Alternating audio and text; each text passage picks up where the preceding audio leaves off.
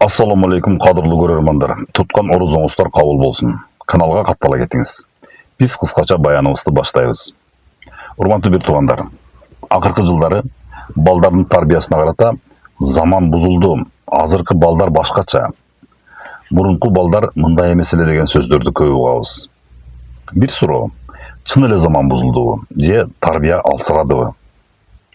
Аллах Таала Курандын Рад сүрөсүнүн 11-аятында албетте Аллах бир коомдун абалын алар өздөрүн өзгөртмөйүнчө өзгөртпөйт деп айткан. Демек өзгөрүү сырттан башталбайт, ичтен башталат. Бала ак барак, ал өзү бузулбайт, ал көргөнүн кайталайт.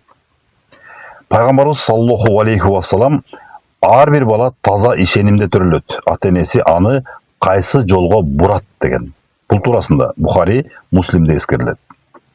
Караңыздарчы, хадисте заман бурат дебейт, көчө бурат дебейт, интернет бурат дебейт, ата-эне бурат дейт. Ооба, заман өзгөрдү, технология көбөйдү, азгырык артты. Бирок суроо ошол эле. Бала кимге көбүрөөк убакыт бөлүп жатат?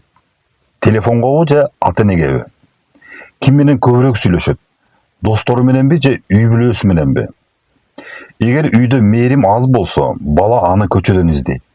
Эгер үйдө угуу болбосо, бала аны сырттан табат. Биз балдарга шарт түзүп бердик, бирок багыт бердикпи? Аларга билим бердик, бирок ыйман бердикпи? Көп ата-эне балам өзгөрүп кетти дейт. Балким бала эмес, биз алыстап кеткендирбиз.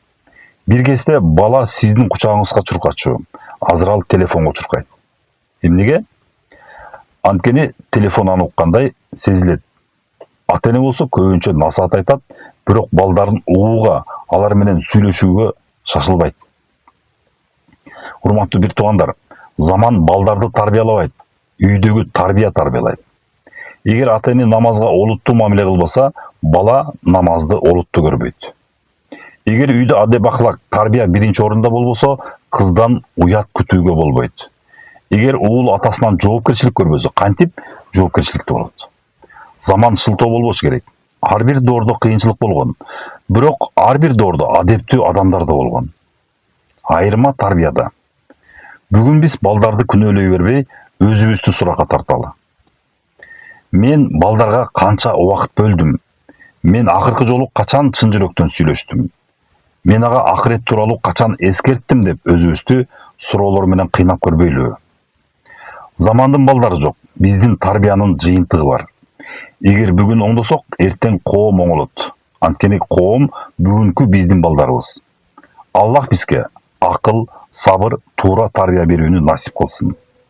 Улуу ороз айында ушул маселеге акырындык менен кадам жасап көрбөйлүбү? Бардык ийгилик кадам шилтегенден башталат эмеспи? Биринчи кадамды жасап көрөлү, анан көрө жатабыз. Орозоңуздар кабыл болсун. Ыйманыбызды бекемдейли. Ассаламу алейкум ва рахматуллахи ва баракатуху.